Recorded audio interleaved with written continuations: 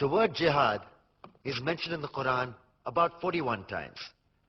The words mercy, peace, and compassion are mentioned about 355 times. Yes, come in. Come on in, Riaz. Sit down, please. Contrary to popular belief in most Western cultures, Islam is a religion that preaches peace and tolerance. Yes, Patricia.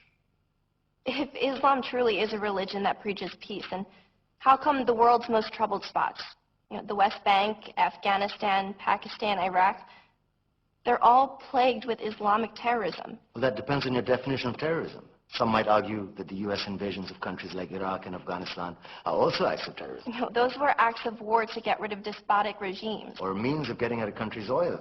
Conspiracy theories. Well, May I? Yes, please. Go ahead, Riaz. Mr. Khan is right. I mean, if we're talking about terrorists, the world's biggest terrorists are the white superpowers. Come on now. No, really. Stop and think about it. Explain 9/11. Okay. Do you know how many people died in the Twin Towers strike? Around 3,000. And do you have any idea how many people died in the bombing of Afghanistan? Take a wild guess. More than 15,000 people died. And that's just conservative figures.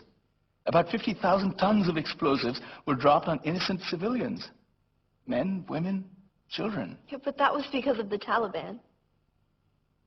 Now that you brought it up, did you know that the Taliban was a creation of the CIA to fight the Russians? Whatever. They were still harboring terrorists. Yeah, right. Terrorists that were never found. Just like the weapons of mass destruction that were never found in Iraq. Do you want to get into the death toll in Iraq? 500,000 civilians and counting. And what do Britain and America say when they don't find these weapons? It's simple. They just say sorry. And still refuse to relinquish control of these countries. What are you trying to say? What I'm trying to say is that just because you're American, wear a fancy suit, and call yourself the president, doesn't make you any less of a terrorist. I'm saying that if you don't stop meddling in other people's countries, you will face a backlash. If Muslims like you feel that way, then why don't you get out of our country? We will. As soon as you promise to